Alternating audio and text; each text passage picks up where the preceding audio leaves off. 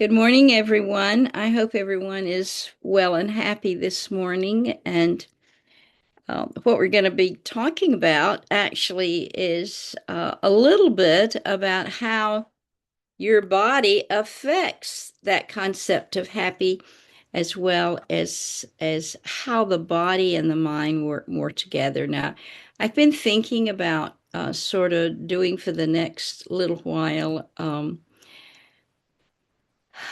Maybe even expanded study on how the body affects the mind. When I wrote Silent Takeover, it was the accumulation of 60 years that started out with, well, what about this? And then trying to track down more information. And what I found through those years was validation after validation after validation that our bodies have more to do with our minds than we know. Of course, the mind affects the body. We know that. We know that whatever's going on in our mind, if we're depressed, if we're worried, if we're frightened, especially living in fight and flight, like so often we do, that this causes stress hormones. Most of you know the term cortisol.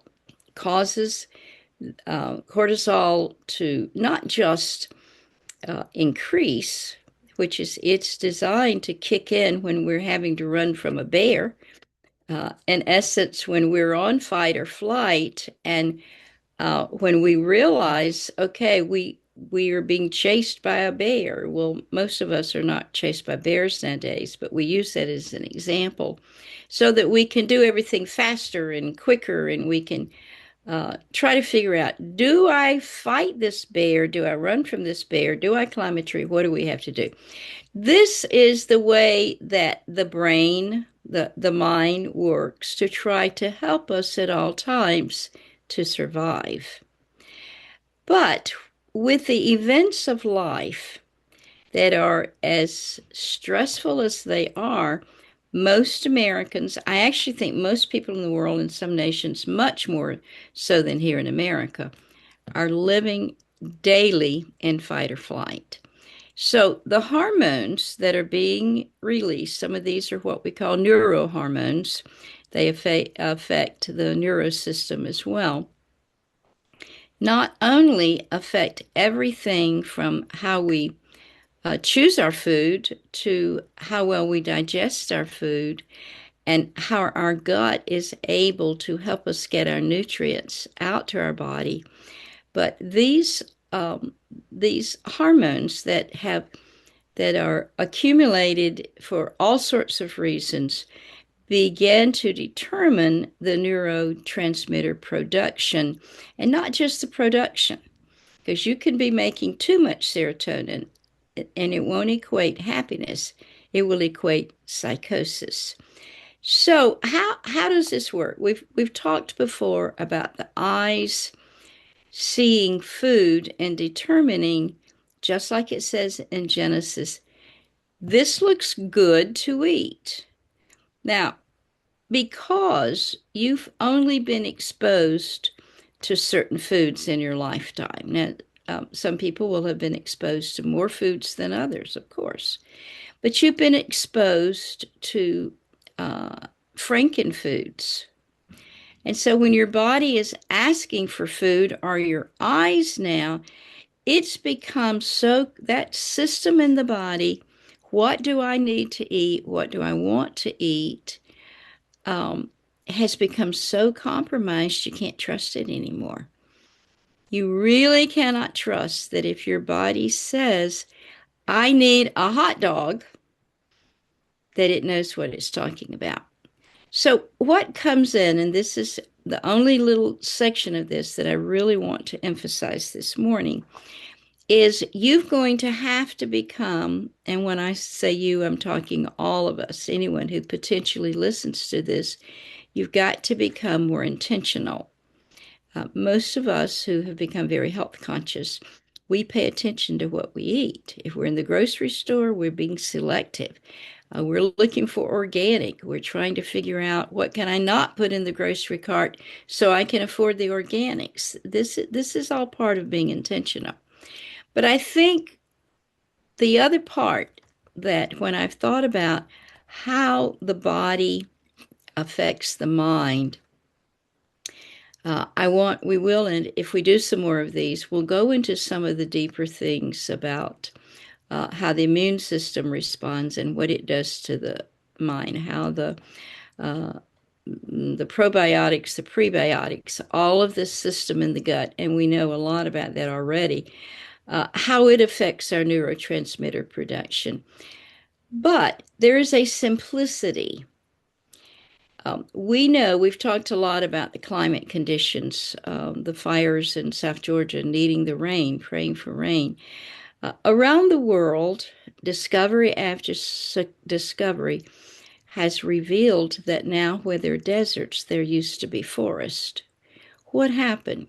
Well, man, but also before man, what happened? The climate did change. And so you could dig in the backyard now, someplace out in Arizona, and still find some fossils from a sea. So the world has its own system that goes on that we can do something about, but we can't control, especially from our where we live. We just have to be a part of this. But there's some things that have been so consistent with health that we can't ignore those if we want to teach about health and if we want to be healthy. One is this is we are predetermined, we are designed to live by the sun when the sun comes up and the sun goes down. We are designed to have sunlight if we're going to be healthy. Now, we've been clever enough to create vitamin D supplements, yes, but it is still not the same process in the body. I well remember growing up without air conditioning. And when we finally got air conditioning, at times I liked it and times I didn't. I loved going to sleep with the window wide open and the fresh air coming in. And we lived so much more outside when I was a child. I remember at my grandparents' home when we were living in Plainfield, Georgia, which is near Eastman, Georgia, and you're like, I never heard of that place. It was practically gone when I was a child. But evenings, early light supper, and then everybody sat on the front porch. Now, they lived at the end of a very, very long lane. There were no cars coming and going. There was nothing going on out there. Every now and then, you might literally hear a wildcat not very far away. You would hear the dogs barking or, something like that. But the main thing they listened to while they were sitting out there, relaxing from the day, were what I call the night critters.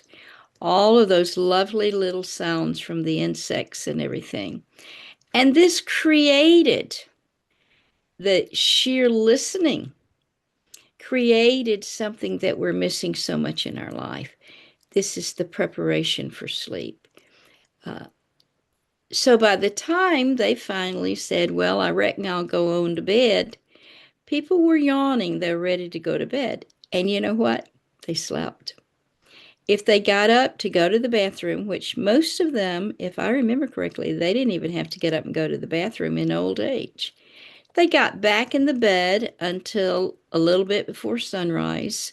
Usually on the farm, they were up before sunrise, awakened naturally.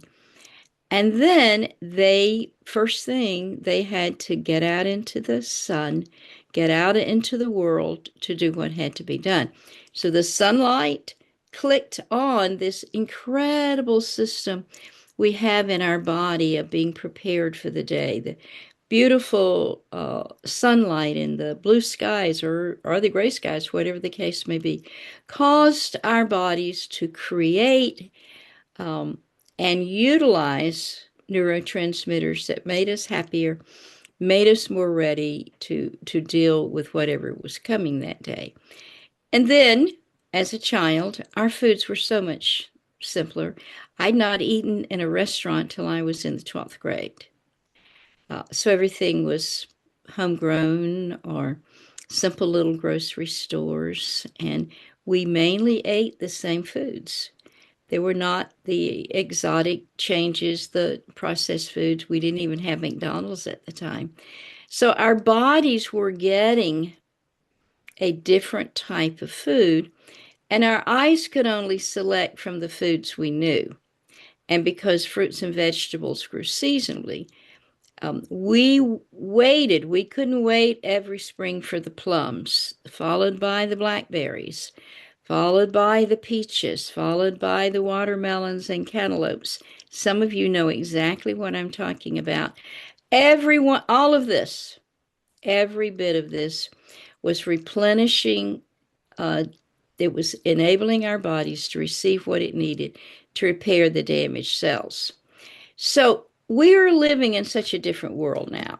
And as I was thinking about teaching this, I thought, when do I really think that health began to decline in America? I'd not even heard the word Alzheimer's till I was 35 years old. When did we begin to get so many neurodegenerative diseases? When did we get so much mental illness? When was there just chronic illness, chronic sickness? When did this begin? And I want to tell you that I think it started with television. And you're like, well, television ain't going to make you sick. Well, yes, it can. And the reason why I'm saying this is because in order to get those ratings up, instead of television being a little funny howdy doody shows when it first started, or even by the 60s when they were doing a little bit more, well, more than that, I would say in the 50s, they had to start adding more drama. They had to get people more involved.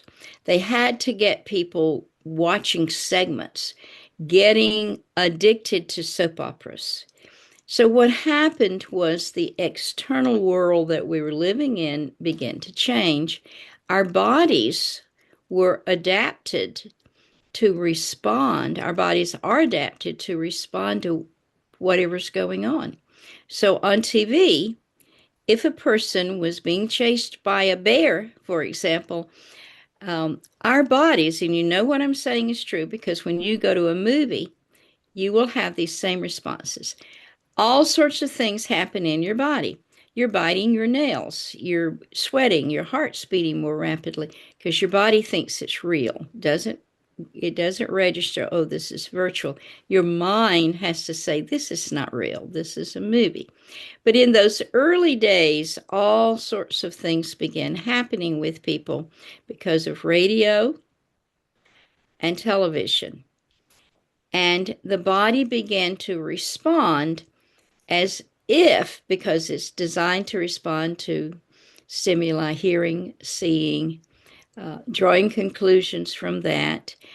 And then there were all sorts of other cultural changes that began that caused the same body, now being compromised, to desire something different. And it began to break down so much of the strength of the body through the breakdown of the family. Um, some of you may even remember when TV dinners came out.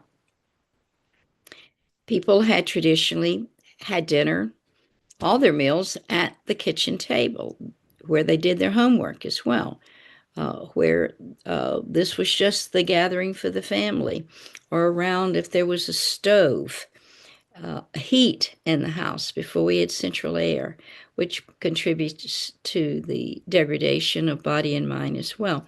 They gather around the stove. There was interaction. Children were listening and they were uh, understanding things that they don't even hear from old people today, or even middle-aged people like you all are.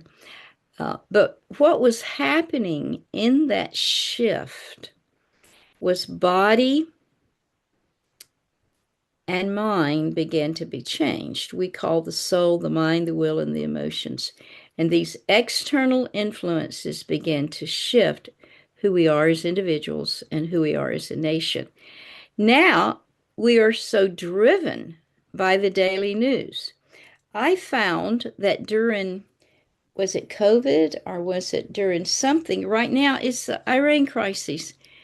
I'm checking this. I'm looking to see what's happened. Okay, our bodies are not designed to do this. Our bodies are not designed to live constantly in the ebb and flow of what I call current events. What we are designed to do is to live by the sun, and we are to have our eyes to help us choose what we call polyphenols. These are the fruits and vegetables, really of the deeper colors, that we will desire, that we will want, if that whole system in our body is not so blunted. If it is blunted, we have to recreate it. And some of us are doing that. We are being extremely selective about not eating processed foods, only when we have to, by not buying them in the grocery store, by getting in the kitchen, which it's labor intensive to chop and do the veggies and everything and cook them in some good Himalayan salt and extra virgin olive oil, and teach our children to eat foods that are good for you. So, all of this, whatever goes into your body, as you know, your body has to decide what to do with it, whether it's on your skin, actually, even whether you hear it, smell it, but especially if you eat it, your body has to decide, what am I going to do with this? It's going to use what it can, and then it's going to try to excrete what it cannot use. But what it cannot excrete or use, it's going to store. And when it is stored in your body, you know that if it's stored in your joints, you will have arthritis. That's all arthritis is. Well, I inherited it from my grandmama. She was eat up with arthritis. Yeah, she was probably even then eating foods that maybe her body couldn't tolerate. I well remember finding out about the nightshade plants. Now, for centuries, people did not eat nightshade plants. What is a nightshade plant? If it blooms during the night, it's a nightshade plant. Tomatoes, peppers, potatoes. People didn't eat them. And then maybe, I think maybe even in Shakespeare's time, they still weren't eating tomatoes with the Northern Europeans. I haven't tracked that all the way through. But then we began to eat different things. And so, with some people's bodies, they never had the right microbiome for the introduction of, for example, nightshade plants in some people. Um, and so, these diseases like arthritis and rheumatism, it's more than just aging. It is because the body was storing what it considers toxins. And you're like, well, a green pepper doesn't have toxins. Well, a green pepper may be toxic for some people. Cucumber skins. Some of you burp cucumbers, and you're like, well, I have to buy the burpless ones. Well, yeah, because the skin is different. And you don't have the microbiome, you don't have the gut flora to digest it because generationally you didn't inherit it and it hadn't been introduced. So now we have the wonderful ability to buy and utilize these healthy things for our bodies. But whatever the body interprets as, I've got to store this, I can't use it, I've got to store it, it's going to set up inflammation. Inflammation in the joints we call arthritis or rheumatism. Inflammation in the brain, we can call it ADD, ADHD, autism, Alzheimer's, any of the dementias. Senility in old folks was simply because the body had slowed down in making those good antioxidant enzymes because of age, not because of all of the garbage that we put in front of our eyes now and our ears. So as the body is dealing with what goes in the body, and it's storing some And that storage causes inflammation, whether it's in the brain or the liver or the kidneys. We still have, okay, food's going in. We've got amino acids. We've got to get the proteins. We've got to get the nutrients out to the cells of our body to use then the gut. You've heard the expression, all disease begins in the gut. And the older I get, the more I believe that.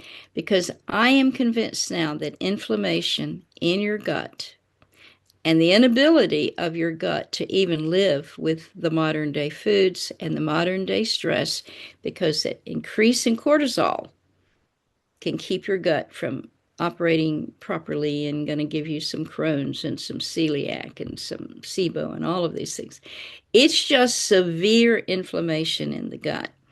And that's why simply throwing a medicine at it is most likely not going to change it, because every one of those little cells have to be able to get what it needs, be recreated, and then do what it's designed to do in the body.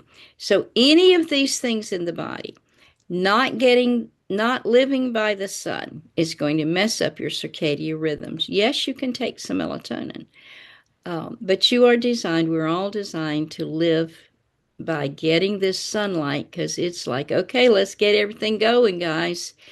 But then when the sun goes down and you are supposed to sleep, and many of us struggle with sleep. I stopped struggling as much with sleep when they found out many years ago, I don't have it now, that I had a thyroid disorder. That's how the body works. Well, if you don't sleep and you become sleep deprived, you definitely have a problem with your mind. If you've gone through sleep deprivation, you know. So much depression, especially among young women and middle-aged women, can be tracked directly to sleep deprivation. Sleep deprivation does not allow your body to get rid of the toxins, to get them out of your body, to be restored. Every restorative function in your body happens while you're sleeping.